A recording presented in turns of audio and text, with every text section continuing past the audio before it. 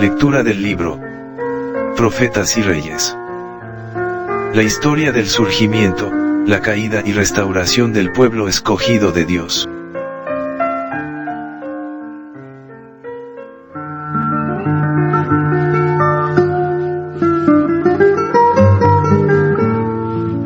Capítulo 16. Caída de la casa de Acab. Este capítulo está basado en primer libro de Reyes, capítulo 21 y segundo libro de Reyes, capítulo 1.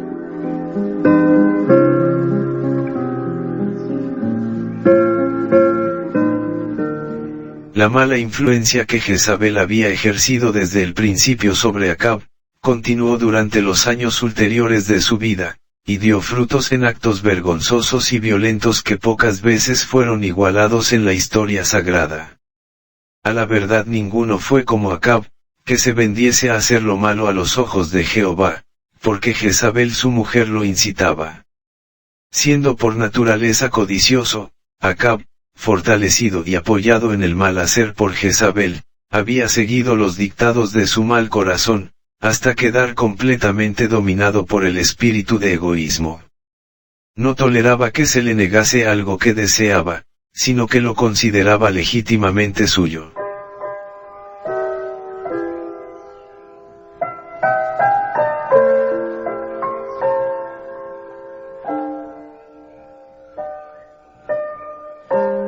Esta característica dominante de Acab, que influyó tan desastrosamente en la suerte del reino bajo sus sucesores, quedó recalcada por un incidente que se produjo mientras Elías era todavía profeta en Israel. Junto al palacio del rey había un viñedo que pertenecía a Nabot, de Jezreel. Acab se había propuesto obtener ese viñedo, y quiso comprarlo, o permutarlo por otra parcela de tierra. Dijo a Nabot: «Dame tu viña para un huerto de legumbres, porque está cercana, junto a mi casa, y yo te daré por ella otra viña mejor que esta, o si mejor te pareciere, te pagaré su valor en dinero». Nabot apreciaba mucho su viñedo porque había pertenecido a sus padres, y se negó a enajenarlo. Dijo a Acab: «Guárdeme Jehová de que yo te dé a ti la heredad de mis padres». Según el código levítico, ningún terreno podía transferirse en forma permanente por una venta o una permuta, y cada uno de los hijos de Israel debía conservar la heredad de sus padres. La negativa de Nabot enfermó al monarca egoísta.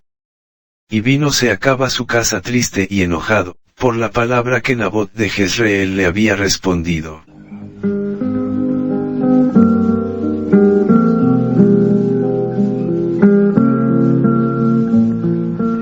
Acostóse en su cama, y volvió su rostro, y no comió pan. Pronto conoció Jezabel los detalles e indignada de que alguien rehusase al rey lo que quería, aseguró a Acab que no necesitaba ya entristecerse. Dijo: «¿Eres tú ahora rey sobre Israel? Levántate, y come pan, y alégrate, yo te daré la viña de Nabot de Jezreel». A Acab no le interesaban los medios por los cuales su esposa pudiese lograr lo que deseaba, y Jezabel procedió inmediatamente a ejecutar su impío propósito.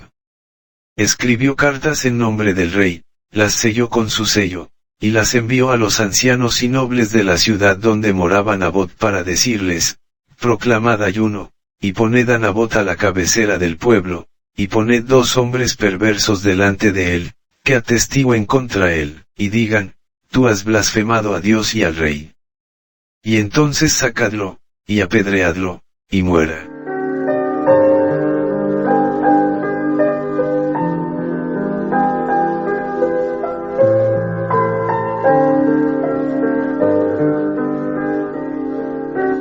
La orden fue obedecida. Y los de su ciudad, los ancianos y los principales que moraban en su ciudad, lo hicieron como Jezabel les mandó, conforme a lo escrito en las cartas que ella les había enviado. Entonces Jezabel se dirigió al rey y le invitó a levantarse y tomar posesión del viñedo. Y Acab, sin prestar atención a las consecuencias, siguió ciegamente el consejo, y descendió a apoderarse de la propiedad codiciada. No se le dejó al rey disfrutar sin reproches de lo que había obtenido por fraude y derramamiento de sangre. Entonces fue palabra de Jehová a Elías Tisbita, diciendo, levántate, desciende a encontrarte con Acab rey de Israel, que está en Samaria, he aquí él está en la viña de Nabot, a la cual ha descendido para tomar posesión de ella. Y hablarle has, diciendo, así ha dicho Jehová, no mataste y también has poseído. Y el Señor indicó además, a Elías que pronunciase un juicio terrible contra Acab.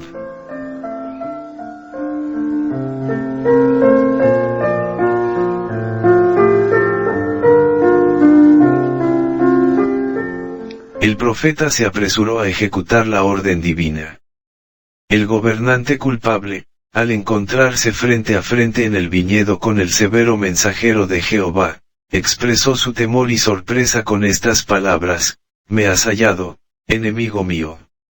Sin vacilación, el mensajero del Señor contestó, hete encontrado, ¿por qué te has vendido a mal hacer delante de Jehová? He aquí yo traigo mal sobre ti, y barreré tu posteridad. No iba a haber misericordia. El Señor declaró por medio de su siervo que la casa de Acab había de quedar destruida por completo, como la casa de Jeroboam hijo de Nabat, y como la casa de Baasa hijo de Ahía, por la provocación con que me provocaste a ira, y con que has hecho pecar a Israel.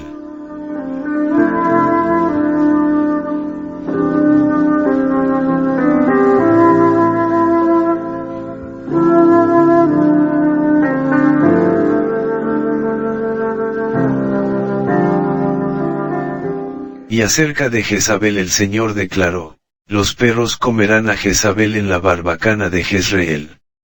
El que de Acab fuere muerto en la ciudad, perros le comerán, y el que fuere muerto en el campo, comerlo han las aves del cielo. Cuando el rey oyó este mensaje pavoroso, rasgó sus vestidos, y puso saco sobre su carne, y ayunó, y durmió en saco, y anduvo humillado. Entonces fue palabra de Jehová a Elías Tisbita, diciendo, ¿no has visto cómo Acab se ha humillado delante de mí? Pues por cuanto se ha humillado delante de mí, no traeré el mal en sus días, en los días de su hijo traeré el mal sobre su casa. Menos de 3 años después, el rey Acab fue muerto por los sirios. Ocosías, su sucesor, hizo lo malo en los ojos de Jehová, y anduvo en el camino de su padre, y en el camino de su madre, y en el camino de Jeroboam. Porque sirvió a Baal, y lo adoró, y provocó a ira a Jehová Dios de Israel, como había hecho su padre Acab. Pero los juicios siguieron pronto a los pecados del rey rebelde. Una guerra desastrosa con Moab, y luego un accidente en el cual su vida fue amenazada, atestiguaron la ira de Dios contra él.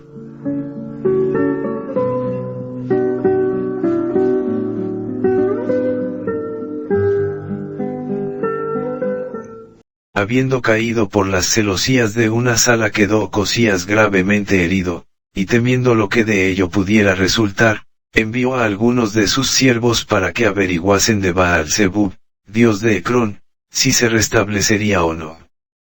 Se creía que el dios de Ecrón podía dar información, mediante sus sacerdotes, acerca de acontecimientos futuros.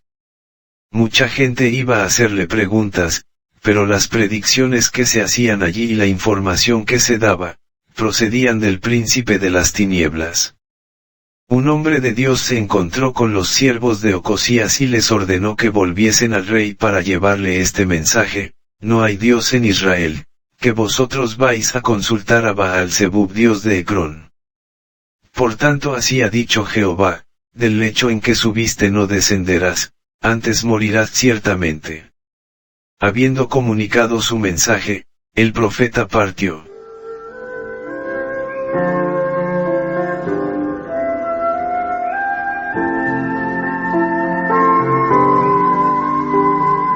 Los asombrados siervos se apresuraron a volver al rey, y le repitieron las palabras del varón de Dios. El rey preguntó, ¿qué hábito era el de aquel varón?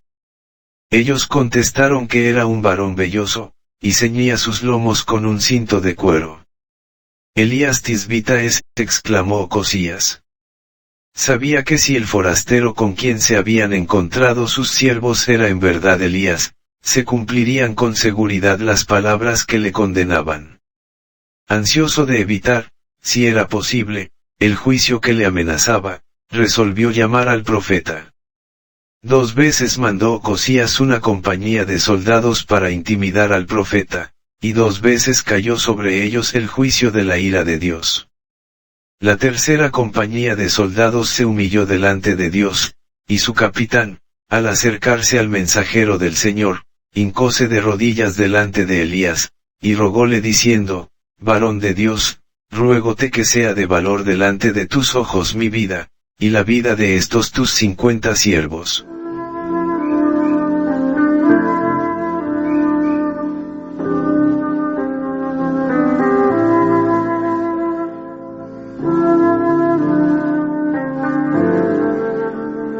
Entonces el ángel de Jehová dijo a Elías, desciende con él, no hayas de él miedo. Y él se levantó, descendió con él al rey. Y díjole, así ha dicho Jehová, pues que enviaste mensajeros a consultar a Baal-Zebub dios de Ecrón, no hay Dios en Israel para consultar en su palabra. No descenderás por tanto, del lecho en que subiste, antes morirás desierto. Durante el reinado de su padre, Ocosías había presenciado las obras prodigiosas del Altísimo. Había visto que Dios había dado al apóstata Israel terribles evidencias de cómo considera a los que desechan las obligaciones de su ley. Ocosías había obrado como si esas pavorosas realidades fuesen cuentos ociosos. En vez de humillar su corazón delante del Señor, había seguido a Baal, y por fin se había atrevido a realizar su acto más audaz de impiedad. Lleno de rebeldía y negándose a arrepentirse, murió Ocosías conforme a la palabra de Jehová que había hablado Elías.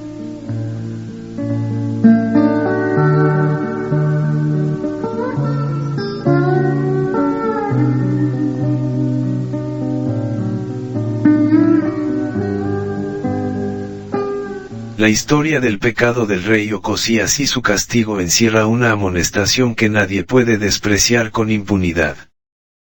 Tal vez los hombres de hoy no tributen homenaje a dioses paganos, pero miles están adorando ante el altar de Satanás tan ciertamente como lo hacía el rey de Israel.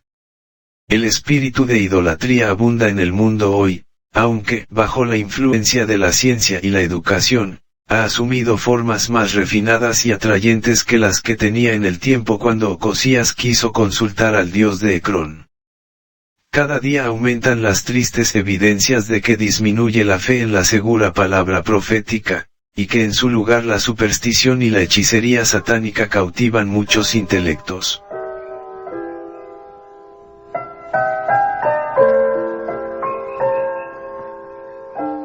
Hoy los misterios del culto pagano han sido reemplazados por reuniones y sesiones secretas, por las obscuridades y los prodigios de los médiums espiritistas.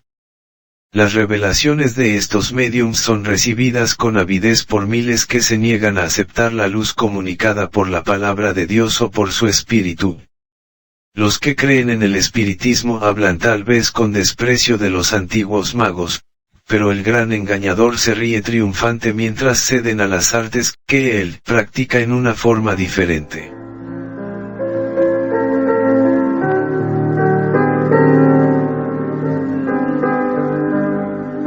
Son muchos los que se horrorizan al pensar en consultar a los médiums espiritistas, pero se sienten atraídos por las formas más agradables del espiritismo. Otros son extraviados por las enseñanzas de la ciencia cristiana, y por el misticismo de la teosofía y otras religiones orientales. Los apóstoles de casi todas las formas de espiritismo aseveran tener el poder de curar. Atribuyen este poder a la electricidad, el magnetismo, los remedios que obran, dicen, por simpatía o a fuerzas latentes en la mente humana. Y no son pocos, aún en esta era cristiana, los que se dirigen a tales curanderos en vez de confiar en el poder del Dios viviente y en la capacidad de médicos bien preparados. La madre que vela al lado de la cama de su niño enfermo exclama, nada puedo hacer ya. No hay médico que tenga poder para sanar a mi hijo. Se le habla de las curaciones admirables realizadas por algún clarividente o sanador magnético, y le confía a su amado, colocándolo tan ciertamente en las manos de Satanás como si éste estuviese a su lado. En muchos casos la vida futura del niño queda dominada por un poder satánico que parece imposible quebrantar.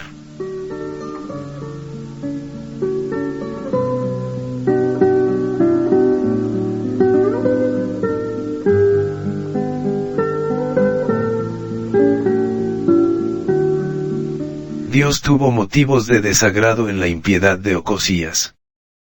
¿Qué había dejado de hacer el Señor para conquistar el corazón de Israel, e inspirarle confianza en su poder? Durante siglos, había dado a su pueblo pruebas de su bondad y amor sin iguales. Desde el principio, le había demostrado que sus delicias son con los hijos de los hombres. Había sido un auxilio siempre presente para todos los que le buscaran con sinceridad. Sin embargo, en esa ocasión, el rey de Israel, al apartarse de Dios para solicitar ayuda al peor enemigo de su pueblo, proclamó a los paganos que tenía más confianza en sus ídolos que en el Dios del cielo. Asimismo le deshonran hoy hombres y mujeres cuando se apartan del manantial de fuerza y sabiduría para pedir ayuda o consejo a las potestades de las tinieblas. Si el acto de Ocosías provocó la ira de Dios, ¿cómo considerará él a los que teniendo aún más luz, deciden seguir una conducta similar?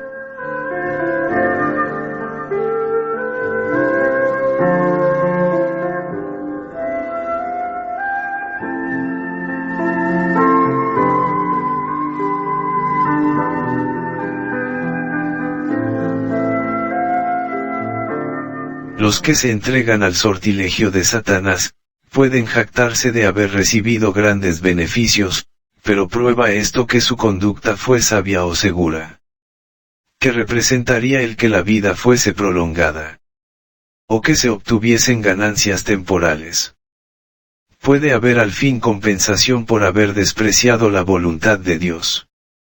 Cualesquiera ganancias aparentes resultarían al fin en una pérdida irreparable. No podemos quebrantar con impunidad una sola barrera que Dios haya erigido para proteger a su pueblo del poder de Satanás.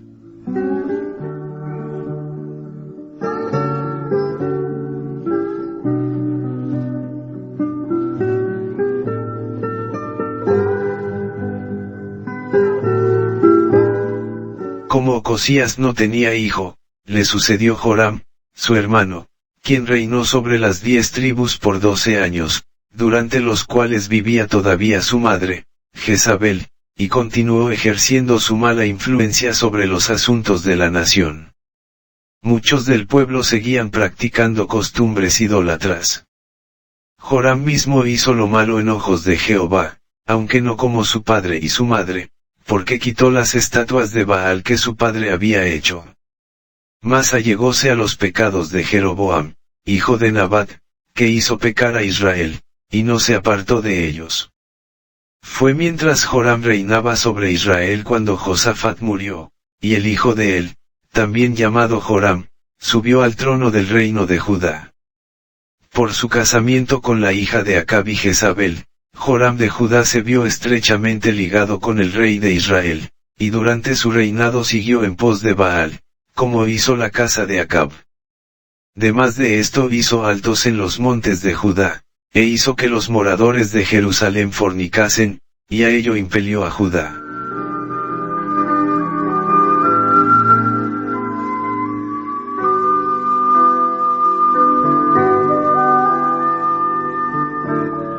No se dejó al rey de Judá continuar sin reprensión en su terrible apostasía. El profeta Elías no había sido trasladado todavía, y no pudo guardar silencio mientras el reino de Judá seguía por el mismo camino que había llevado al reino septentrional al borde de la ruina. El profeta envió a Joram de Judá una comunicación escrita en la cual el rey impío leyó estas palabras pavorosas: Jehová, el Dios de David tu padre, ha dicho así: por cuanto no has andado en los caminos de Josafat tu padre, ni en los caminos de Asa, rey de Judá, antes has andado en el camino de los reyes de Israel, y has hecho que fornicase Judá, y los moradores de Jerusalén, como fornicó la casa de Acab, y además has muerto a tus hermanos, a la familia de tu padre, los cuales eran mejores que tú. He aquí Jehová herirá tu pueblo de una grande plaga.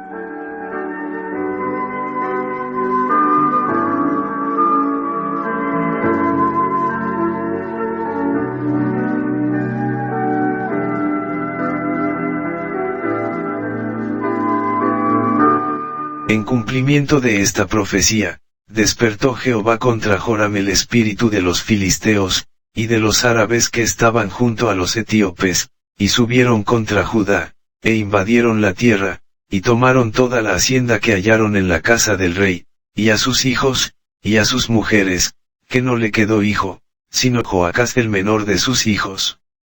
Después de todo esto Jehová lo hirió en las entrañas de una enfermedad incurable. Y aconteció que, pasando un día tras otro, al fin, al cabo de 2 años murió de esa enfermedad muy penosa. Y reinó en lugar suyo Ocosías, su hijo. Joram, hijo de Acab, reinaba todavía en el reino de Israel cuando su sobrino Ocosías subió al trono de Judá. Ocosías reinó solamente 1 año, y durante ese tiempo, bajo la influencia de su madre Atalía, quien le aconsejaba obrar impíamente, anduvo en el camino de la casa de Acab, e hizo lo malo en ojos de Jehová. Vivía todavía su abuela Jezabel, y él se alió audazmente con Joram de Israel, su tío.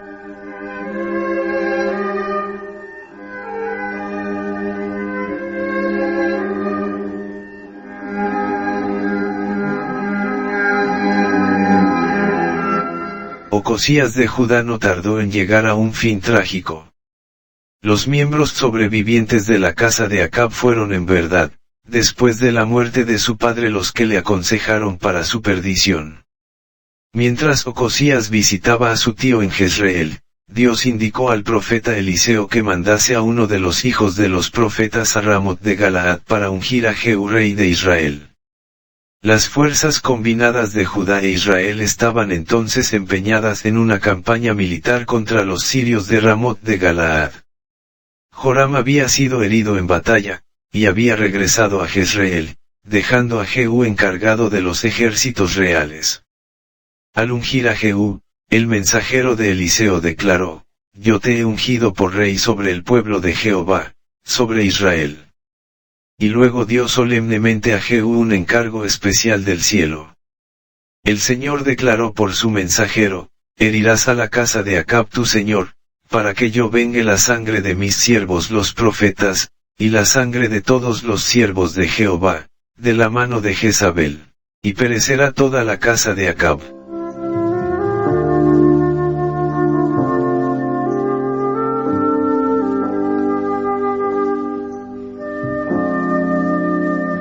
Después que fuera proclamado rey por el ejército, Jehú se dirigió apresuradamente a Jezreel, donde inició su obra de ejecutar a los que habían preferido deliberadamente continuar en el pecado e inducir a otros a hacer lo mismo. Fueron muertos Joram de Israel, Ocosías de Judá y Jezabel la reina madre, con todos los que habían quedado de la casa de Acab en Jezreel, así como todos sus príncipes, todos sus familiares, y sus sacerdotes. Pasaron a cuchillo a todos los profetas de Baal, a todos sus siervos, y a todos sus sacerdotes que moraban en el centro dedicado al culto de Baal cerca de Samaria. Los ídolos fueron derribados y quemados, y el templo de Baal quedó en ruinas. Así extinguió Jehú a Baal de Israel. Llegaron noticias de esta ejecución general a Atalía, hija de Jezabel, que ejercía todavía autoridad en el reino de Judá. Cuando vio que su hijo, el rey de Judá, había muerto, levantóse y destruyó toda la simiente real de la casa de Judá. En esa matanza perecieron todos los descendientes de David que pudieran ser elegidos para el trono, con excepción de un niñito llamado Joás, a quien escondió en las dependencias del templo la esposa de Joiada el sumo sacerdote. Durante 6 años el niño permaneció escondido, entre tanto Atalía reinaba en el país. Al fin de este plazo, los levitas y todo Judá, se unieron con Joiada el sumo sacerdote para coronar y ungir al niño Joás, y le aclamaron como su rey. Y batiendo las manos dijeron, ¡viva el rey!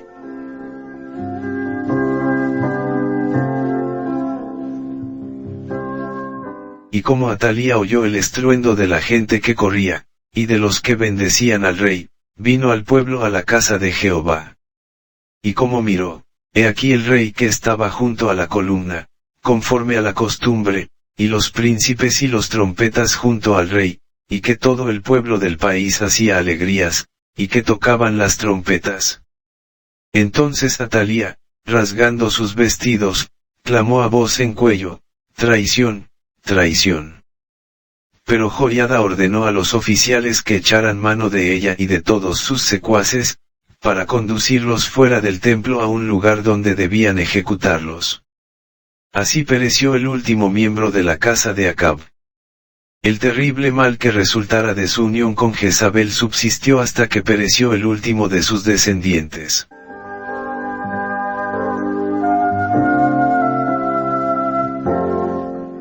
Aún en la tierra de Judá, donde el culto del verdadero Dios no había sido nunca desechado formalmente, Atalía había logrado seducir a muchos. Inmediatamente después de la ejecución de la reina impenitente, todo el pueblo de la tierra entró en el templo de Baal, y derribáronlo, asimismo despedazaron enteramente sus altares y sus imágenes, y mataron a Matán, sacerdote de Baal delante de los altares. Siguió una reforma. Los que participaron en la aclamación de Joás como rey, habían hecho un pacto solemne de que serían pueblo de Jehová. Y una vez eliminada del reino de Judá la mala influencia de la hija de Jezabel, y una vez muertos los sacerdotes de Baal y su templo destruido, todo el pueblo del país hizo alegrías, y la ciudad estuvo quieta.